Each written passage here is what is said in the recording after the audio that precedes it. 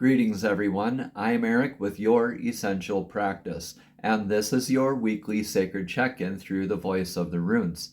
This week we arrive in a moment of stillness, a clearing in the forest path, not quite a summit, not yet a descent, a valley between those peaks where the wind slows and the soul has space to listen, to integrate.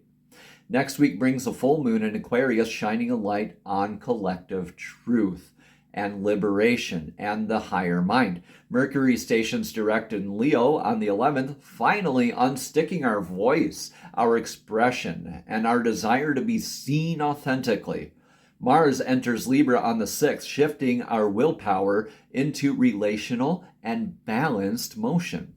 But this week, it's the breath between the movements. The stars ask us to pause and gather, to tend what's already in motion, to pivot gently, refine our direction, and root into presence before energy accelerates us once more. In numerology, we're passing through a number 6 week, offering harmony, responsibility, and inner alignment. This supports choices made from integrity, not from fear. The runes carry the ancient knowing through the veil. They speak not of what is loud, but what is true. Let's have a listen. Greetings, Capricorn, and welcome to your divinely guided rune reading here for the week. Let's jump right on in and get your energetic past rune. Right now you're in Feihu. Feihu is cattle, wealth, abundance. That's beautiful stuff. A lot of responsibilities growing, a lot of investment opportunities, decisions to make with abundance. Maybe challenging aspects within yourself or the collective on what abundance means to you. This is beautiful. It could be like a windfall, could be just like a bonus, or just like an interesting wager that you came out on top with. All right. And maybe this is more of a healthier adaptation of what abundance means to you in your life, Capricorn.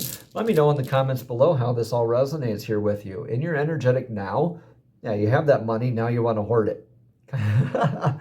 Kidding. Okay, Isa here is the rune of ice. Now, ice reminds us we can be stuck, frozen, rigid, or repeating life lessons like slipping on the ice and having to do that all again, or being like rigid to the path, like aligned with the path and crystallizing, clearing, and purifying right now with the abundance. So it looks like you were out, you were active, you got abundance, and now you just want to pause, you just kind of want to rest. That's fine. This week, not a lot is happening anyway for you, or for the planets energetically. That doesn't say that something in the collective or your tribe might shift. There are still other variables out there outside of our knowing.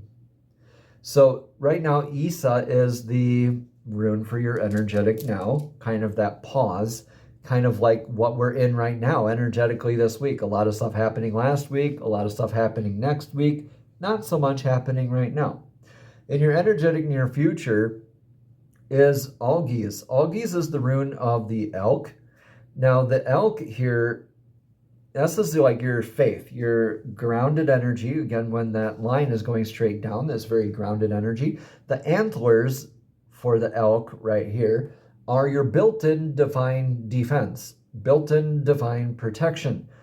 So like that, you're grounded and you're holding your like posture and you're like, yes, you're solid, you're in your faith, you have that abundance. It's like Capricorn, once you find something that you really like, you're like, yep, we're locked in, we're not doing anything. Now, is that out of fear, or is that out of love?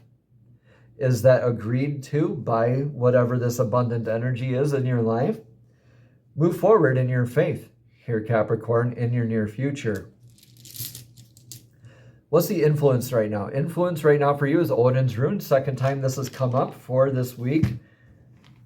And we will get a rune of clarity at the very, very end from a completely different set here for you, Capricorn. All right, so Odin's rune is like that patch over Odin's eye that is like something hidden from you, something that is or already known to you.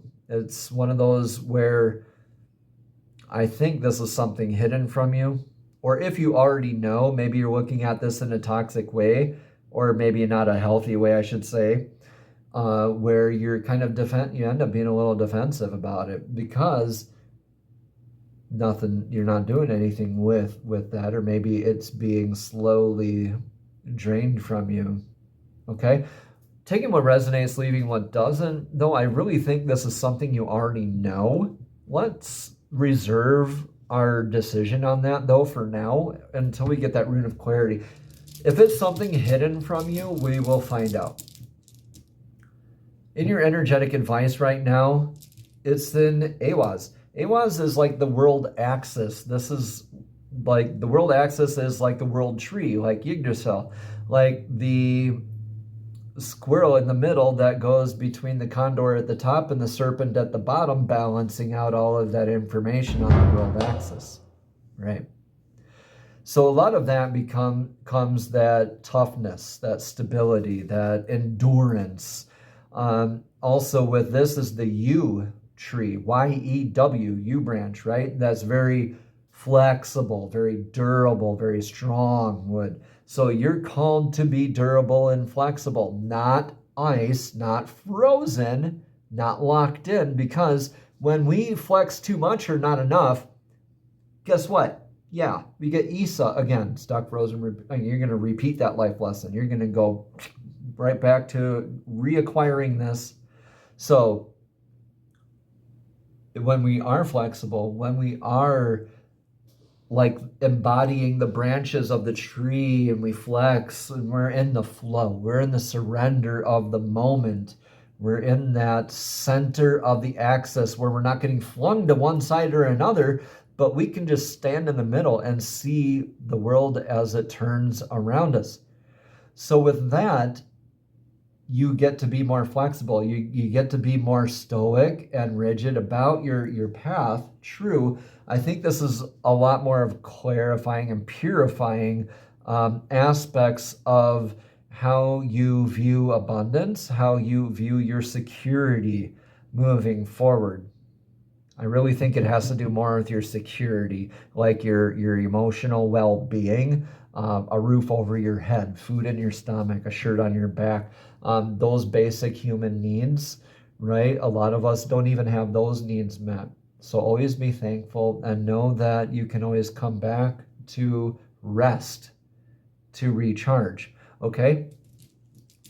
What is your rune for the outcome? It's Dagas, a lot of clarity. This is true transmutative energy. This is night turning into day. This is that infinite clarity with the hourglass tipped on its side, and you're like observing yourself from the above, from the top, and you're like above the whole situation. You're like, oh yeah, well, with me being flexible, yeah, I mean, I still am going to rest as much as I can because I feel like it, because I can, because I have the abundance where I'm able to do that, but still I need to do some things. Yeah, that's true. And like working on ourselves. But you get to transmute yourself. You're never going to be the same. Again, you have that increased faith moving forward. I think what we uncover here in Odin's rune is going to say quite a bit. But Daga's here with this transmutation energy. It's like that butterfly coming out of its chrysalis where you are completely transformed. You will never be the same again. All right, let's get your energetic rune for the influences. So right now it's like the hail rune, a lot of ice, a lot of, yeah. So maybe could be going through this influence of a natural disaster, maybe kind of like bracing because you want to hold on to that. And you have your faith throughout all of this, but you're still needing to be flexible through this storm in your life, whatever this is right now. It could be a disruption. It's a lot like the Tower card in tarot, where a natural disaster will come away and will remove things for you to have the opportunity to build again. When this is something that's happening for you rather than to you, you start looking at it in beautiful ways and healthy ways. When you're looking at it as something happening to you, that's that victim, you're frozen, repeating, okay? And it really stunts your growth and it doesn't give you any clarity. So when you go through this, it's like an unintended eventuality, like a flat tire, radiator repair, something like that. Just making sure you dot your I's and cross your T's right now, Capricorn. You don't leave your shoes untied when you put them on. Okay? Natural disasters happen thousands of times in our lives, most of the time without us even realizing it. It's when we pay attention to it and start letting our ego run wild that stability becomes an issue. So through this durability, through weathering this little bit of a hiccup that you're in right now, maybe you are looking at changing residence, maybe you're looking at changing a job, maybe you're looking at emotional fulfillment, right? You get this clarity and this transmutation where you've been flexible through it. You get that increased sense of faith, like, yeah, I have all my stuff, all my mise en place, all my mess in place, right? And that is in tune, like your faith, like just how you are, Capricorn. You're almost to a stubborn extent sometimes. I have 2 Capricorn suns, and I'm a Gemini myself, so I definitely know how Capricorn can be stubborn. But this increased faith and awareness through this clarity and this transmutation is beautiful for you. I'm so happy. I'm sorry that this ice and this frozen, this stuckness is kind of a thing for you right now, but you're called to still flex with it. Like the sun is going to come out. This clarity is the daytime, right? Not all storms last forever, all right? We're going to get a chakra token now here for your meditative practices here for the week. And we have, you're the only one so far, Capricorn, to get the heart chakra. So, and I do go in order from Aries to Pisces. So you are definitely the first here to get that heart chakra. Beautiful green, grass green color. That beautiful 639 hertz, which is the love frequency. The heart chakra is located, of course, where your heart is, in the center of your chest, and it's associated with love, forgiveness, compassion. If you're someone who is distrustful, unable to receive love, or has difficulty maintaining relationships, then you should stimulate your heart chakra. Listening to the solfeggio frequency of 639 hertz will help to restore balance.